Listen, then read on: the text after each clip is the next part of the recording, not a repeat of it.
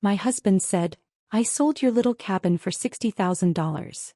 His family cheered, calling it a smart move. He looked at me and said, "The money for this dinner? It's from the cabin sale. At least one meal is covered." I just stayed quiet. Then the buyer's lawyer called, screaming, "Why are the authorities at our office?" Something didn't feel right.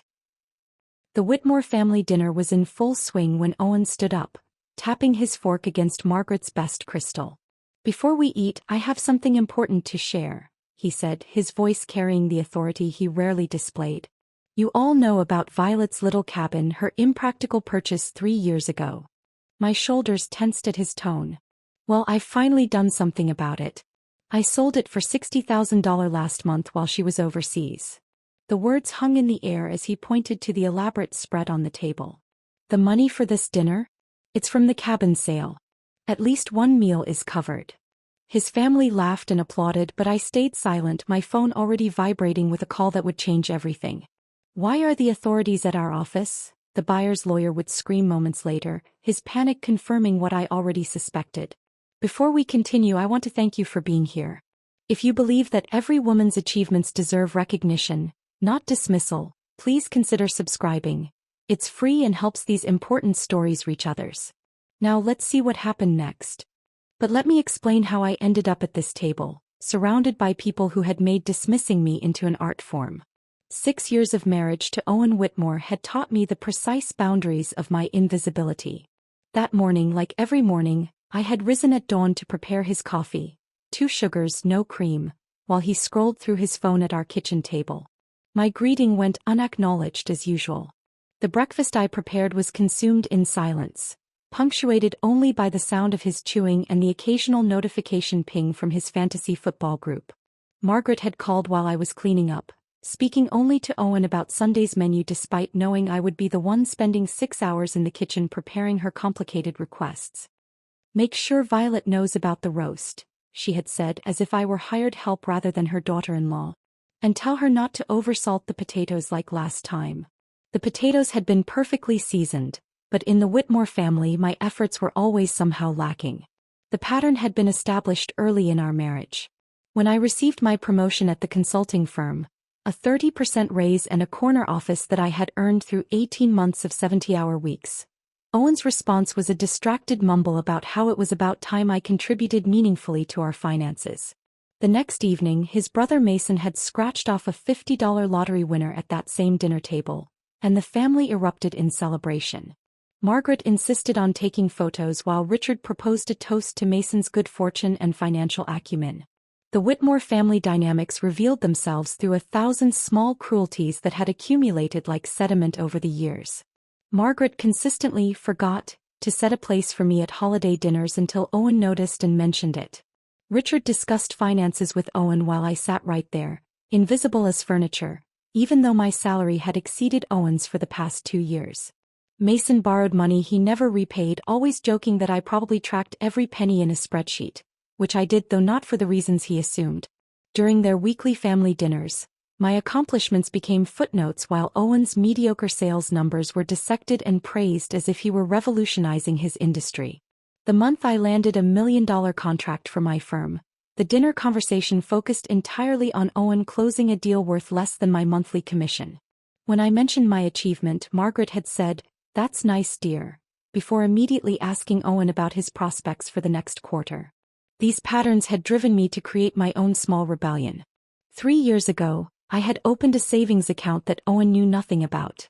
Every freelance project I took on, every lunch I skipped, every coffee I didn't buy went into that account. I watched the balance grow slowly, each deposit a small act of defiance against their assumption that everything I earned belonged to Owen by default. The cabin had been my first major purchase from that account. 2 acres of pine forest 40 miles from our suburban life, with a creaky deck overlooking a small pond. When Owen discovered it through a credit report he pulled for a car loan application, his rage had filled our house for weeks. Margaret and Richard had arrived within hours of his call, ready to lecture me about marriage being about transparency and trust. What kind of wife keeps secrets? Margaret had demanded, while Richard questioned my mental stability. But the cabin had become my sanctuary. Every Friday afternoon I drove north with my coffee and notebooks, spending weekends in peaceful silence. Owen refused to visit, calling it my midlife crisis shack. His family created a narrative where my cabin represented everything wrong with our marriage. My selfishness, my impracticality, my failure to be a proper wife.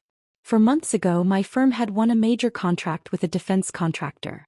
The assignment required someone with high-level security clearance to coordinate offices across Asia. The selection committee chose me over 12 other candidates, recognizing my expertise in international compliance. Owen's first response wasn't pride but suspicion. Why would they send a woman alone overseas? He had asked, while Margaret suggested I was abandoning my marital duties. Before leaving, I had arranged everything meticulously. The cabin's ownership had been registered with federal databases due to my security clearance, a detail that transformed my simple property into a protected asset. I left Owen detailed emergency-only instructions, automated all payments, and hired a property management service. His dismissive laugh when I explained the precautions still echoed in my memory. Now sitting at this dinner table watching Owen bask in his family's approval for selling my cabin, my sanctuary, my achievement, my freedom, I felt the phone vibrating again in my pocket. Harrison Blackwell, the caller ID read. I had never heard of him before, but somehow I knew this call would explain why Owen's proud announcement was about to become the worst decision of his life. I excused myself from the table, stepping onto the Whitmore's back porch with my phone pressed against my ear. Harrison Blackwell's voice trembled through the speaker, describing federal agents examining documents, asking questions about property sales that required special clearances.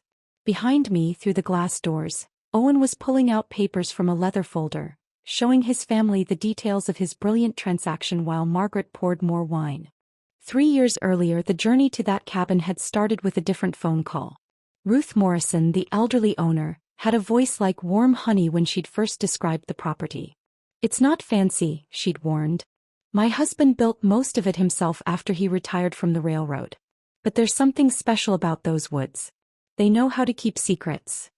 I'd driven out there on a Tuesday morning when Owen thought I was at a dental appointment. The narrow dirt road wound through towering pines that filtered the October light into golden patches. When the trees opened to reveal the cabin, something in my chest uncloaked for the first time in years. 2 stories of weathered cedar siding, a metal roof gone green with age, and that deck, slightly tilted but solid, overlooking a pond so still it looked like polished glass. Ruth had been waiting on the front steps, her white hair pinned back, wearing a flannel shirt that probably belonged to her late husband. She walked me through each room, running her weathered hands along door frames and windowsills like she was saying goodbye to old friends. In the main bedroom, she stopped at a window that faced east. Harold used to say the sunrise through these pines was better than church, she said softly. I think he was right.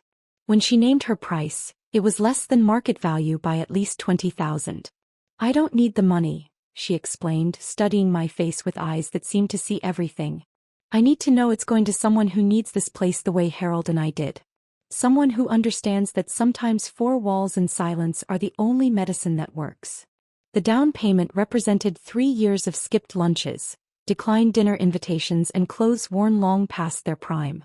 Every dollar saved had been a small act of rebellion against the Whitmore family's assumption that I existed solely as an extension of Owen. My hands shook as I signed the papers in Ruth's kitchen, using my maiden name, Violet Chin, on every line. When she handed me the keys, they felt heavier than metal should, weighted with possibility. For 2 weeks I kept my secret, driving out there alone to walk through my rooms, to sit on my deck, to breathe air that belonged to me. I fixed small things. A cabinet door that wouldn't close, a faucet that dripped. Learning from hardware store employees and YouTube videos. Each repair felt like reclaiming a piece of myself that the Whitmores had tried to erase. Owen's discovery came through pure accident. He decided to refinance his precious BMW and needed my signature on the credit application. The loan officer's computer screen faced me as she pulled our credit reports, and there it was in black and white. Recent inquiry, Pine Grove Mortgage Company. Owen's face went from confusion to comprehension to rage in the span of 3 seconds. The drive home was silent, but once we were inside, the explosion came. You bought property? Without telling me. With what money? His voice climbed with each question. Within an hour, Margaret's Lexus screeched into our driveway, followed by Richard's Mercedes. Owen had summoned his parents like calling in reinforcements for battle. They arranged themselves in our living room like a tribunal. Margaret sat perfectly straight on our sofa, her pearls catching the light as she leaned forward. "Violet, darling," she began in that voice that made endearments sound like threats, "help us understand. What kind of wife makes major financial decisions without consulting her husband?" Richard stood by the fireplace, hands clasped behind his back like he was delivering a boardroom presentation. "This raises serious concerns about your mental state, Violet. Hidden money, secret purchases.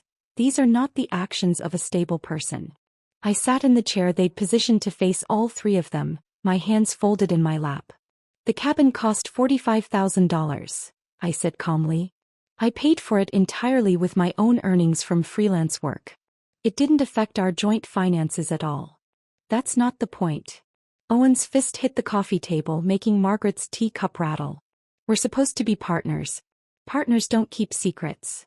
The irony of Owen talking about partnership when he hadn't noticed my absence for dozens of Saturdays, hadn't asked about my freelance projects, hadn't even remembered our last 3 anniversaries, was so thick I could taste it. But I stayed silent, having learned long ago that defending myself only gave them more ammunition. The next few months became a war of attrition. Owen refused to visit the cabin, calling it my midlife crisis shack, to anyone who would listen. His family crafted a narrative where my cabin represented everything wrong with our marriage. My selfishness, my deception, my failure to be a proper wife. They told the story at every family gathering, to every mutual friend, until it became accepted truth that poor Owen was married to an unstable woman who hid money and bought property behind his back.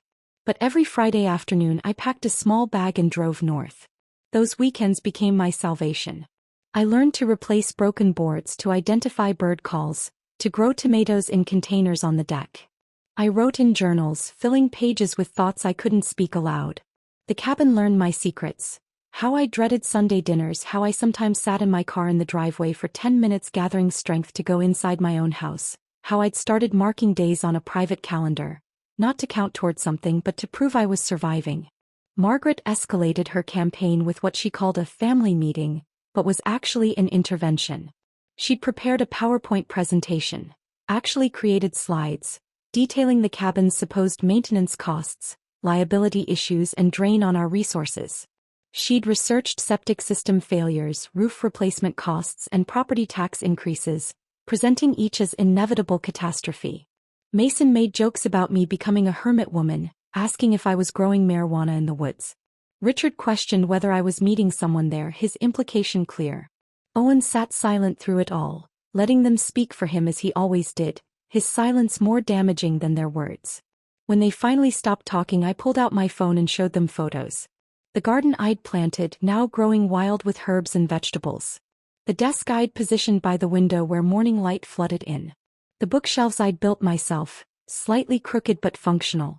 Their faces remained unmoved, seeing only evidence of time spent away from them, energy directed toward something beyond their control.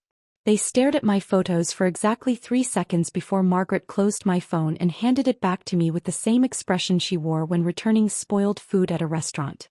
"Well," she said, adjusting her pearls, "I suppose everyone needs their hobbies." The word hobbies dripped with enough condescension to fill the pond behind my cabin. 2 months after that disastrous intervention, everything shifted. My managing director, James Harrison, called me into his office on a Monday morning in February. The view from the 32nd floor showed the city wrapped in winter fog, and James stood against it like a general planning a campaign. "We've won the Raytech contract," he said without preamble. 4 months coordinating their satellite offices across Asia. "It's worth $12 million to the firm, and I need someone with your specific expertise." The project required high-level security clearance due to Raytech's defense contracts. 12 candidates had been considered. My name sat at the top of the list, circled twice in James's distinctive red pen. "Your background check came back spotless," he said, sliding the folder across his mahogany desk. "Your experience with international compliance is unmatched in this office. The client specifically requested someone with your qualifications." I accepted immediately, the word yes escaping before I could second-guess myself. 4 months away from the Whitmores felt like being offered oxygen after years of suffocation. James smiled, the kind that suggested he understood more about my home situation than I'd ever explicitly shared. You leave in 3 weeks. The pay differential is substantial, hazard pay plus overseas adjustment. We're talking about doubling your quarterly income. That evening I told Owen over dinner, watching his fork pause midway to his mouth. 4 months. His voice carried not concern but calculation. Why would they send you?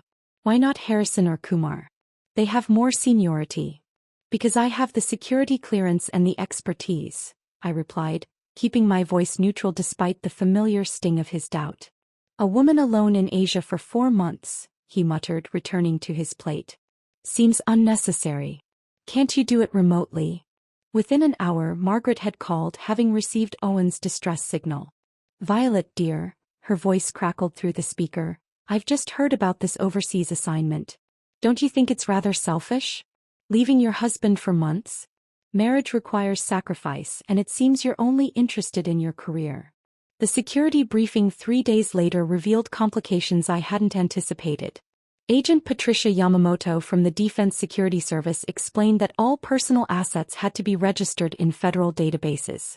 Your cabin in Pine Grove, she said, reading from her tablet, will be flagged as belonging to a cleared contractor working on sensitive projects. This provides additional protection against foreign interference or suspicious activity. My simple cabin had just become a federally monitored asset.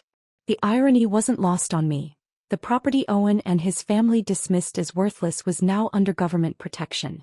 I spent the next 3 days arranging meticulous coverage for my absence. The property management company I hired came highly recommended, their contracts typically serving deployed military families. Every utility payment was automated, double-backed with the management company as secondary payers. I installed security cameras that uploaded directly to cloud storage accessible from anywhere in the world. The emergency folder I prepared for Owen contained 15 pages of detailed instructions. Emergency contacts, utility companies, maintenance schedules, and explicit warnings about the cabin's federal status. I highlighted emergency access only in yellow marker, underlining it 3 times. Owen flipped through it with barely concealed amusement.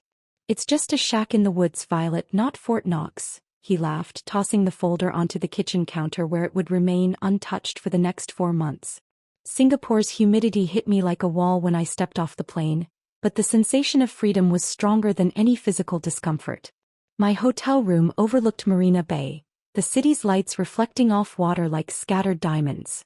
That first night I stood on the balcony and felt my shoulders drop from their permanent position near my ears. 4 months of not being dismissed, ignored, or belittled stretched ahead like a promise. The work was intensive but exhilarating. I uncovered a web of compliance issues that had cost Raytech millions in potential fines. My daily reports to James were met with praise that felt foreign after years of Owen's indifference. The client was impressed enough to request an extension, which I politely declined. 4 months was my limit. My weekly video calls with Owen became a study in declining interest. Initially, he managed 10 minutes of conversation, asking perfunctory questions about my work while his attention drifted to whatever was on his computer screen. By week 3, he was attending Margaret's dinners during our scheduled calls, the family chatter drowning out any attempt at meaningful conversation. Your absence is barely noticed, Margaret said once, loud enough to be heard through Owen's phone, followed by laughter I recognized as Mason's. Margaret's emails arrived like clockwork every Sunday evening. She'd forward articles about career women who lost their families, or historical accounts of wives who'd abandoned their duties for personal ambition. Each message signed with "Concerned for your marriage, Margaret," as if her concern had ever extended beyond control. The family group chat, which I'd been part of for 6 years, suddenly showed an error message one morning. You are no longer a participant in this conversation. No explanation, no warning. Owen claimed it was a technical glitch when I asked, but his social media told a different story. Photos from family dinners showed him centered between Margaret and Richard, Mason's girlfriend Sarah occupying what had been my seat. The captions read like obituaries for my presence. Great evening with the whole family, and complete at last. My cabin's security cameras became my lifeline to something real.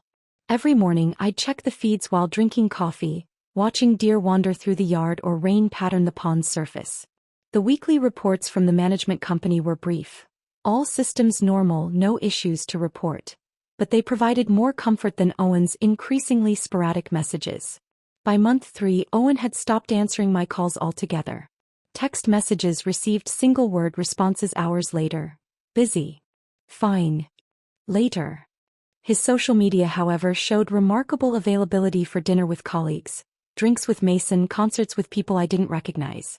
Sarah, Mason's girlfriend, appeared in more photos, always laughing at something Owen had said, her hand occasionally on his shoulder in that casual way that wasn't casual at all.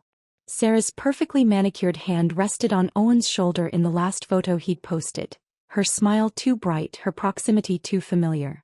The timestamp showed last Tuesday, when he'd claimed to be working late on quarterly reports.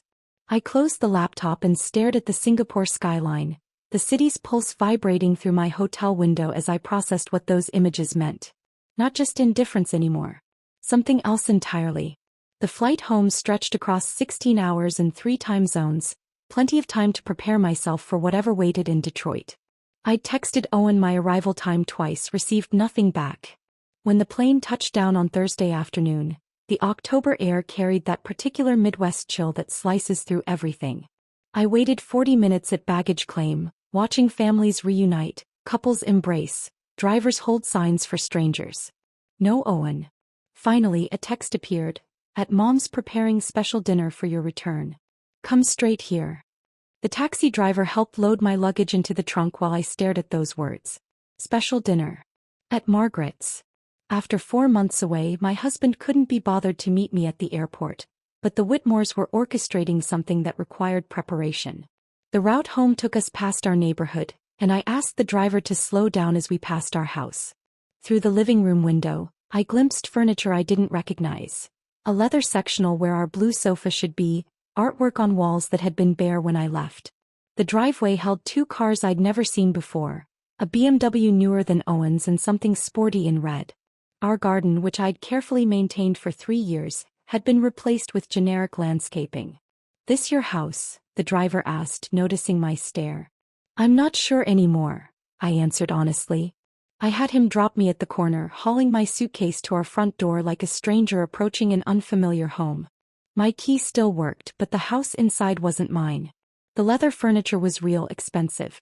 The art consisted of abstract pieces that Margaret would approve of. Safe, tasteless, costly. The kitchen had been reorganized completely, my carefully arranged spice rack gone, replaced by decorative canisters that probably held nothing. In our bedroom was it still ours? The sheets were different. Egyptian cotton, still in their packaging creases. The closet showed Owen's clothes expanded into my section, my remaining items compressed into a corner like an afterthought.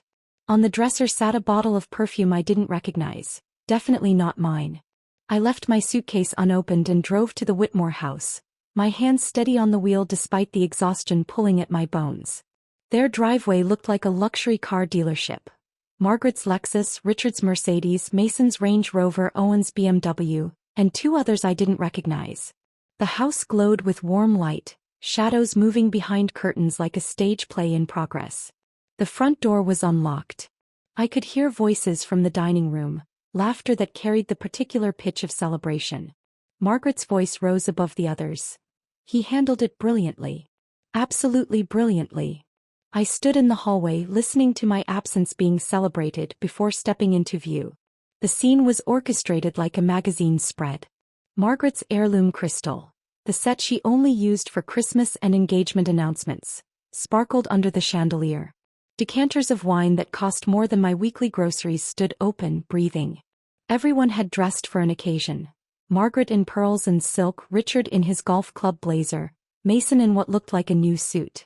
Owen stood at the head of the table, occupying the seat I usually took when we hosted, wearing the expression of a man who'd just won everything. Violet. Margaret's voice carried false warmth. Perfect timing. We were just about to toast. They'd arranged themselves around the table like an audience at a theater, each face holding that particular expression of barely contained excitement that preceded major announcements. Sarah was there too, seated next to Mason but angled toward Owen, her hand resting near his wine glass. Welcome home. Owen said, not moving from his position of power at the table's head. How was the flight? Before I could answer, he raised his glass, commanding attention with an authority I'd never seen him display. Actually, before we eat, I have something important to share. He paused, savoring the moment.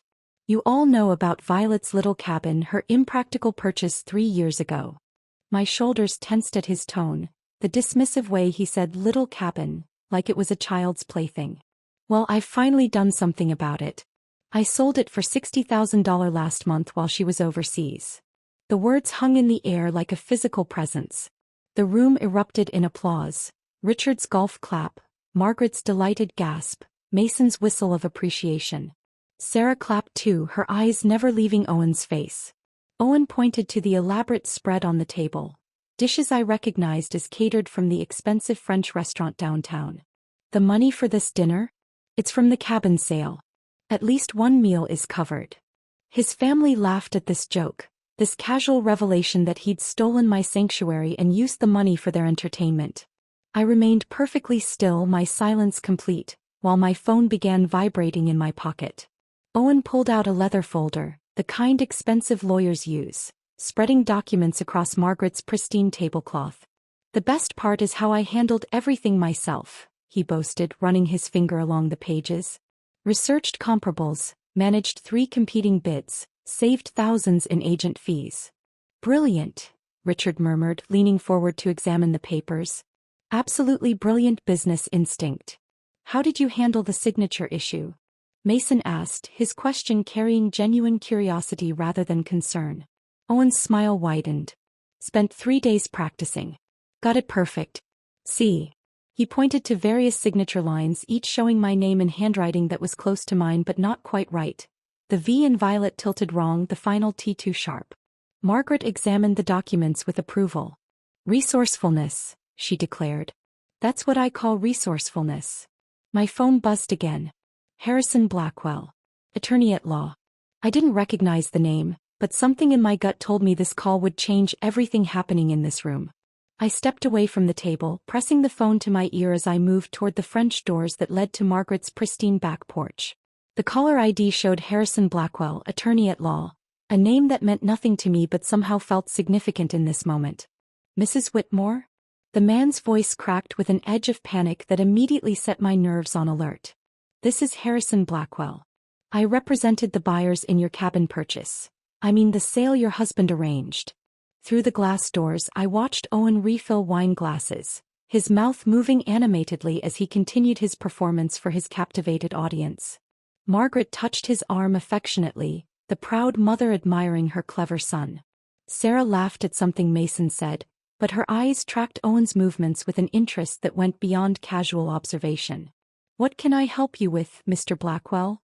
I kept my voice steady, professional, though my pulse had begun to quicken. Why are federal authorities at our office? The words came out in a rush, his composure completely shattered. They're examining documents, asking about restricted property sales, talking about fraudulent transfers. They've seized our files. What kind of property did your husband sell us? Federal authorities. The words landed with the weight of vindication I hadn't expected. I moved further onto the porch, the October evening air sharp against my travel-worn skin. Mr. Blackwell, I've been overseas for 4 months. This is the first I'm hearing about any sale. Perhaps you should explain exactly what transaction you're referring to. The Pine Grove cabin. His breathing was audible through the phone. Your husband provided all the documentation, handled everything himself. We closed the deal 6 weeks ago. $60,000 transferred to your joint account. But now there are agents here talking about federal property registrations and security clearances. They're using words like fraud and forgery. 6 weeks ago, while I was in Singapore, meticulously documenting compliance violations that would save Raytech millions, Owen had been forging my signature on federal documents. The irony was almost beautiful in its perfection. Mr. Blackwell, I said carefully, I need to review some documents and make some calls.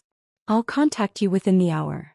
I ended the call and stood in Margaret's meticulously maintained garden, surrounded by roses she paid someone else to tend, processing what I'd just learned. My phone showed 3 missed calls from a blocked number while I'd been speaking to Blackwell. As I scrolled through them, A text appeared from a number I recognized immediately. Special Agent Catherine Reeves. We'd met during my security clearance renewal 6 months ago. A thorough woman with sharp eyes who'd asked probing questions about every aspect of my life. Her message was brief. Mrs. Whitmore. Aware of situation regarding your Pine Grove property. Maintain normal behavior. Attend family dinner as planned. Keep subjects unaware. Team mobilizing. The text had arrived 2 hours ago while my plane was descending into Detroit. Agent Reeves had known about the fraudulent sale before I'd even landed. The federal databases that tracked my cabin as a secured asset had flagged the unauthorized transfer, triggering an investigation that was now converging on this dinner party where Owen celebrated his criminal genius. I thought about the security briefing I'd attended before leaving for Singapore, Agent Yamamoto's careful explanation of how property owned by cleared contractors became part of a larger protective framework. The cabin wasn't just mine. It was tagged in federal systems as an asset that couldn't be transferred without multiple authorizations. Owen's forgery hadn't just stolen my property. He'd triggered alerts in databases he didn't know existed. Through the window, I watched him stand again, holding court at the head of the table. His hands moved expressively as he appeared to be explaining something, probably the detailed story of how he'd been so clever, so resourceful. Margaret's face glowed with maternal pride. Richard nodded approvingly at whatever business wisdom his son was sharing. They looked like a Renaissance painting of familial satisfaction, completely unaware that their golden boy had just confessed to federal crimes. I returned to the dining room, sliding my phone into my pocket where it vibrated with another message I didn't check. Owen paused mid-sentence as I entered, his eyebrows raising slightly. "Important call?" he asked, though his tone suggested he didn't actually care about the answer. "Just work following up on some documentation," I replied, taking my seat at the far end of the table, the place they'd assigned me like an afterthought. Owen laughed, the sound carrying an edge of condescension I knew too well. "Always working, even fresh off the plane. You should learn to relax, Violet." He turned back to his audience, eager to continue his story. The best part was accessing all the necessary documents. While Violet was gallivanting across Asia, I took the initiative to organize our financial papers. Found everything in her home office. Deed, title, insurance documents. All sitting there in her little safe. The combination she never bothered to change from our anniversary date. "Brilliant," Richard murmured. "Taking control of wasteful assets. That's what a real businessman does." Margaret nodded enthusiastically. "Exactly. Why let money sit idle in some cabin when it could be invested properly? Owen's been looking at some excellent opportunities in Mason's new venture." Mason leaned forward, suddenly interested. "We could definitely use the capital injection. My partner thinks we could triple the investment within 18 months. They were already spending my money, dividing up the proceeds from Owen's theft like pirates sharing treasure.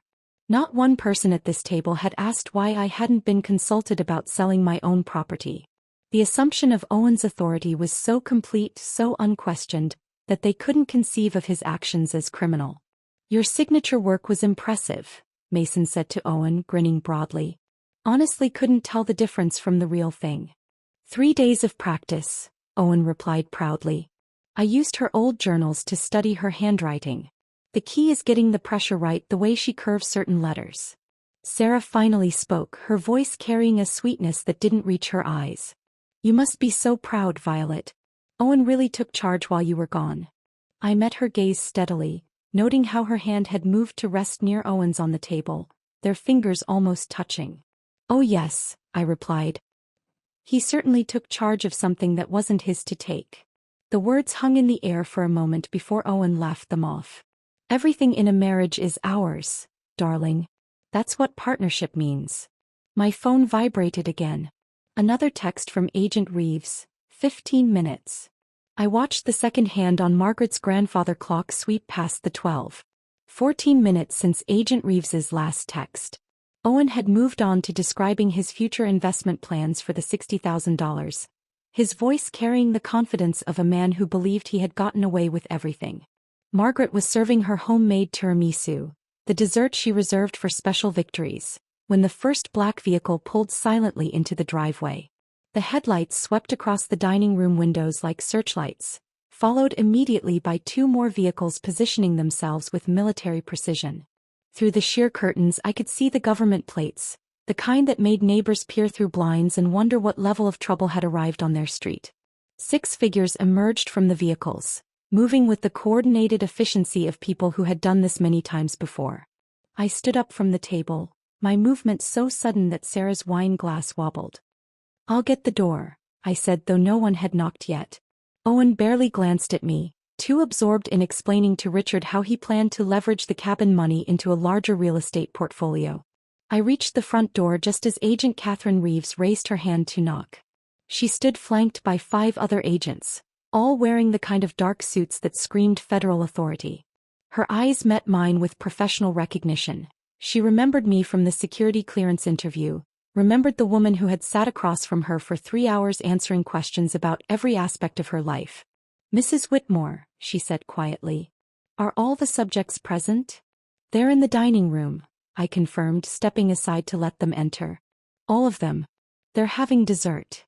The agents moved through Margaret's hallway with practiced precision, their footsteps deliberate on her polished hardwood floors.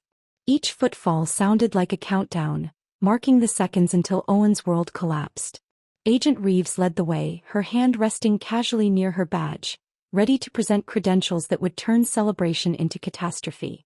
The dining room fell silent as 6 federal agents filed in, spreading out to block all exits with movements so smooth they seemed choreographed. Owen's fork hung suspended halfway to his mouth, tiramisu sliding off onto Margaret's heirloom tablecloth. Richard's face drained of color so quickly I thought he might faint. Mason pressed back in his chair as if he could disappear into the wallpaper, while Sarah's eyes darted between the agents and the door, calculating distances she'd never be able to cross. "Owen Whitmore," Agent Reeves announced, her voice carrying the weight of federal authority that made everything else in the room seem suddenly trivial. She held up her badge, the gold shield catching the light from Margaret's chandelier. "You're under arrest for wire fraud, forgery, and conspiracy to commit interstate commerce violations." The words landed like physical blows. Owen's wine glass slipped from his hand, shattering on the floor in a cascade of crystal and merlot that spread across Margaret's Persian rug like blood. "This is insane." He shot to his feet, his chair scraping against the floor. "It was just a property deal. A simple real estate transaction." Agent Reeves moved toward him with unhurried confidence. "Selling federally registered property using forged documents isn't a simple transaction, Mr. Whitmore. It's a federal crime." The handcuffs appeared in her hands with practiced ease, the metal clicking around Owen's wrists with a finality that made Margaret scream. "There's been a mistake." Margaret's voice cracked, her hands fluttering to her pearls as if they could protect her from this reality. "This is a misunderstanding. Owen was just being resourceful. We need to call our lawyer." Richard stood up, trying to summon the authority he commanded in boardrooms, but his voice shook as he spoke. "You can't just come into our home and—" "Sir, please sit down," one of the other agents instructed, his tone making it clear this wasn't a request. Richard sank back into his chair, suddenly looking every one of his 72 years. The agents began their systematic documentation of the scene. One photographed the forged documents still spread across the table, Owen's confession transformed into evidence. Another captured images of the champagne bottles, the elaborate dinner spread, the celebration that had been funded with stolen money. A third agent collected the family's phones, ignoring Sarah's protests about privacy and Mason's claims that he wasn't involved. Owen turned to me, his face cycling through emotions, confusion, anger, desperation, before settling on something that looked like betrayal. "Violet, tell them this is a misunderstanding. You're my wife.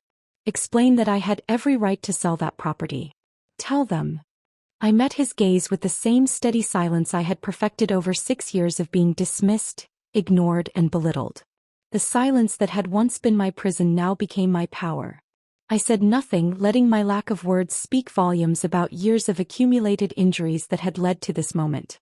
"Wives can't testify against husbands," he said desperately, grasping for legal straws he didn't understand. "You can't do this to me. I was helping our finances. I was being smart." Agent Reeves paused in her process of securing Owen's hands behind his back. "Actually, Mr. Whitmore, Spouses can absolutely testify in federal cases involving crimes against each other. But more importantly, we don't need your wife's testimony. The evidence you've provided tonight, your detailed confession to your family, the forged documents you displayed, the fraudulent sale of government-registered property, that's more than sufficient. She looked at me then, her expression professionally neutral but with something in her eyes that might have been understanding. Mrs. Whitmore, we'll need you to come to the federal building tomorrow to provide a statement. Our financial crimes unit has uncovered additional irregularities that go beyond the cabin sale. Margaret's gasp was audible. Additional irregularities? Agent Reeves turned her attention to Owen's parents. Mr. and Mrs. Whitmore Sr., you'll both need to come in for questioning as well. Your names appear on several suspicious transfers connected to this case. She paused, letting the implications sink in. It seems the cabin sale was just the beginning. Our forensic accountants have found evidence of systematic embezzlement from joint accounts, hidden investments, and what appears to be a pattern of financial fraud extending back several years. The family that had spent 6 years celebrating Owen's every minor achievement while dismissing everything I accomplished now sat frozen, watching their golden child being led away in handcuffs. Their dynasty of judgment and casual cruelty was crumbling in real time, brought down by Owen's own arrogance and their enthusiastic participation in celebrating his crimes. Mason stood frozen against the dining room wall, his face pale as one of the agents began reading him his rights as a material witness. Sarah had collapsed into a chair, mascara streaming down her cheeks as she repeatedly insisted she barely knew any of them, despite the photos on Owen's phone showing her at family gatherings for the past 8 months. Margaret clutched at the agent nearest to her, begging to accompany Owen, while Richard sat with his head in his hands, muttering something about calling their attorney who, ironically, had been disbarred 2 years prior for his own financial improprieties. The next morning arrived with a clarity that felt almost surreal. I sat in my kitchen now, not ours, drinking coffee from the mug I'd bought myself in Singapore, watching the sunrise paint the walls gold. My phone had been vibrating non-stop since midnight with calls from numbers I didn't recognize, journalists who'd somehow gotten my contact information, and Margaret's repeated attempts to reach me despite being explicitly told not to contact me by federal agents. The first domino fell within 48 hours. Premier Title Services, the company that had processed Owen's fraudulent sale, found federal investigators at their door Monday morning. By noon, their license had been suspended pending investigation. The owner, Bradley Morrison, gave a panicked interview to local news claiming they'd followed standard procedures, but the forged documents Owen had provided were so obviously fraudulent that their failure to verify authorization constituted gross negligence. Morrison's 30-year career in real estate ended in a single morning, his reputation destroyed by Owen's transaction. 3 real estate agents who'd advised Owen on pricing and strategy faced their own reckoning. Jennifer Patterson, who'd provided comparable sales data, lost her license when investigators discovered she'd never verified Owen's ownership of the property. Robert Klein, who'd connected Owen with potential buyers, was found to have ignored multiple red flags in the documentation. Sandra Marsh, who'd celebrated the sale on her professional social media, claiming credit for facilitating another successful transaction, watched her 20-year career evaporate when screenshots of her posts became evidence of professional negligence. Margaret's Facebook posts became particularly damaging. Her proud declaration that "my brilliant son just made the deal of the year," accompanied by photos of the celebration dinner, had been shared 16 times before the arrests.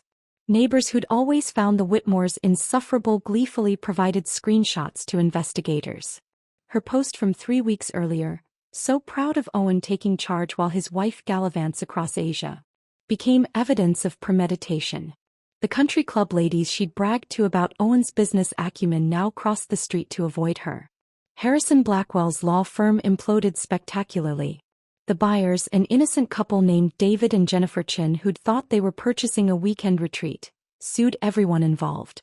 Their lawsuit named Blackwell's firm, the title company, all 3 real estate agents, Owen, and even attempted to include me before their attorney realized I was the victim. Blackwell's partners voted him out within a week, his name scraped from the building's directory before the paint was dry on the federal subpoenas. 6 months of investigation revealed the scope of Owen's deception went far beyond the cabin. Federal forensic accountants discovered he'd been siphoning money from our joint accounts for years, funding failed investments and unauthorized loans to his family. Every transaction told a story of entitlement and theft. The $20,000 to Mason for his revolutionary dropshipping business that never shipped a single item. The $15,000 to Richard for golf club memberships and gambling debts he'd hidden from Margaret. The steady stream of smaller amounts, $500 here, $1,000 there, that funded Owen's lunches with Sarah, their weekend trips I'd never known about, gifts for a relationship that had apparently been developing while I worked overseas. Judge Patricia Thornton presided over Owen's sentencing with the weariness of someone who'd seen too many entitled men believe the rules didn't apply to them. The federal courthouse in downtown Detroit had the kind of imposing architecture designed to remind defendants of the government's power. Owen sat at the defense table in a suit that no longer fit properly. 6 months in federal detention had stripped away his casual arrogance along with 15 pounds. "Your Honor," Owen began his allocution, his voice lacking the confidence that had once commanded boardrooms and family dinners. "I meant no harm. I was simply trying to maximize underutilized assets. In marriage, property is shared. I believed I had every right to make financial decisions for our family's benefit." Judge Thornton removed her glasses, cleaning them slowly before responding. "Mr. Whitmore, you've just confessed to premeditation and systematic planning. You didn't make a financial decision. You committed wire fraud, forgery, and conspiracy. Your detailed explanation of researching prices, practicing signatures, and avoiding legal fees doesn't minimize your culpability. It confirms it." The sentence came down like a sledgehammer. 4 years in federal prison, no possibility of early release, plus $285,000 in restitution. The man who'd committed federal crimes to avoid $1,000 in legal fees now owed more than he'd earn in a decade. The courtroom erupted in whispers as the number sank in. Owen's attorney, a public defender since no private lawyer would take his case, slumped in his chair. Margaret and Richard faced their own legal consequences. The investigation revealed they'd received over $50,000 in stolen funds over the years, money they'd spent on cruise vacations and country club fees while knowing their son's income couldn't support such generosity. They stood before a different judge 2 weeks later, their attorney arguing they were merely naive parents who'd trusted their son. The prosecutor's response was devastating. Email evidence showed they'd actively encouraged Owen to take control of family finances while I was overseas. Mason surprised everyone by flipping immediately. Faced with potential conspiracy charges, he provided prosecutors with detailed testimony about family discussions regarding my cabin, Owen's planning sessions, and their parents' knowledge of the scheme. In exchange for probation and community service, he became the star witness against his own family. His testimony revealed years of casual discussions about my wasteful spending on the cabin, strategies to access my accounts, and Margaret's suggestion that Owen handle things while I was abroad. Mason's testimony had concluded with him looking directly at his parents, his voice steady as he described years of financial manipulation he'd witnessed but never questioned until federal agents showed him the evidence. "They knew," he said simply. "We all knew Violet's money was being taken. We just called it family finances." The courtroom had gone silent at that admission, even the court reporter pausing before continuing her transcription. 3 weeks after the final sentencing, I returned to my cabin for the first time since Owen's arrest. The property management company had maintained it perfectly during the chaos, but now federal restitution funds had transformed it into something beyond my original vision. The narrow dirt road had been properly graded and graveled. New security cameras, discreet but comprehensive, monitored every approach. The front door bore a new deadbolt system that required both a key and a code, installed by the same company that secured federal facilities. Inside, the transformation continued. The kitchen I'd planned to renovate someday had been completely rebuilt. New appliances, granite countertops, cabinets that closed smoothly instead of requiring the specific angle I'd memorized. The windows throughout had been replaced with triple-pane glass that turned the pine grove outside into a living painting, every needle sharp against the sky. The creaky deck had been reinforced and extended, now wrapping around 2 sides of the cabin with built-in benches that faced the pond. Agent Catherine Reeves arrived on a Tuesday morning, pulling up in her personal vehicle rather than the government sedan.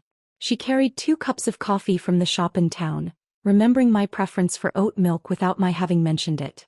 We sat on the new deck, the October air crisp but not cold, watching mist rise from the pond. The investigation has expanded, she said, her professional tone softened by something that might have been admiration. Your case broke open something bigger. Owen had been running similar schemes with 3 other families, targeting women whose assets he could access through his position at the bank. She explained how my cabin's federal protection had been the tripwire that exposed everything. Without that classification, Owen might have continued indefinitely, stealing from women who trusted their finances to institutions where he held influence. The FBI had recovered nearly $500,000 in stolen funds, though much had already been spent on the Whitmore family's lifestyle. The divorce proceedings took place entirely through lawyers. Michigan law showed no mercy to imprisoned spouses who'd committed financial crimes against their partners.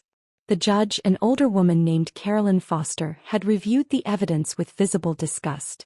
Mrs. Chin, she said, using my maiden name which I'd legally reclaimed, the court awards you all marital assets without exception. Everything came to me. The house in the suburbs with its expensive furniture I didn't want, the joint savings Owen hadn't managed to steal, the investment accounts he'd hidden poorly, even Margaret's heirloom crystal that she'd specifically designated for Owen in her will. The crystal was particularly satisfying. 12 place settings of Waterford that had been in her family for generations, now sitting in boxes in my basement, waiting for donation to charity. Owen's letters began arriving 6 weeks into his sentence. The first was angry, accusing me of orchestrating everything, of knowing about the federal protection and setting him up. The second came a month later, shifting to self-pity, lamenting his circumstances and the unfairness of his situation.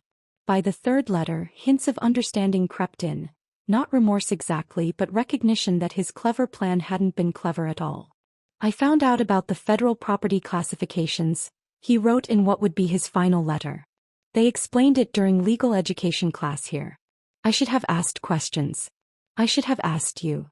He never apologized, never acknowledged the years of theft before the cabin, never mentioned the pain of being invisible in my own marriage. He simply stopped writing, perhaps finally understanding that his words, like his presence, were no longer welcome in my life. The local newspaper ran the story for weeks. Suburban scandal. Wife's cabin exposes years of financial fraud, became the most read article in the paper's digital history. Reporters called constantly, offering payment for exclusive interviews, promising to tell my side of the story. I declined them all. The federal investigation's findings were public record, pages of documentation that spoke more eloquently than any interview could. The facts themselves were vindication enough. Owen in federal prison, his parents bankrupted by restitution payments, their reputation destroyed by their own greed. My neighbors' attitudes shifted completely. Where once they'd seen Owen's quiet wife who rarely spoke at block parties, they now saw someone who'd endured years of financial abuse while building her own success. Janet from next door brought casseroles during the divorce proceedings. Mike from across the street offered to maintain my lawn without payment. The invitations to coffee and book clubs multiplied, though I politely declined most, preferring the solitude I'd earned. The consulting work flourished in ways I hadn't anticipated. My experience with international compliance, combined with the notoriety of my case, made me highly sought after. Companies wanted someone who understood both technical complexities and the human element of financial crime. My rates tripled, then quadrupled. Working from the cabin's converted second bedroom, overlooking the pond through those crystal-clear windows, I earned more in 6 months than Owen had stolen in 6 years. Ruth Morrison, the elderly woman who'd sold me the cabin, sent a card on the anniversary of the sale. I knew you needed this place, she wrote in careful cursive. Harold would be pleased to know it sheltered you when you needed it most. On the first anniversary of that dinner, that horrible, wonderful dinner where Owen announced his crime to his celebrating family, I sat on my reinforced deck as the sun set through the pines. The wine wasn't special, just a bottle from the local grocery store, chosen because I liked the label. No one would judge this choice, no one would comment on its price or vintage. The silence around me was complete, broken only by natural sounds. Wind through pine needles, water lapping at the pond's edge, an owl calling from somewhere in the darkness. My phone sat silent on the table beside me, containing no contacts from that previous life. No Whitmore family group chat. No passive-aggressive messages from Margaret. No dismissive texts from Owen. The absence of their voices revealed how much space they'd occupied, how their constant judgment had shaped my days. If this story of federal justice served cold had you on the edge of your seat, hit that like button right now. My favorite part was when Violet stayed silent at the dinner table while the FBI arrived, knowing exactly what was coming next. What was your favorite moment? Drop it in the comments below. Don't miss more thrilling stories like this. Subscribe and hit that notification bell so you never miss an upload.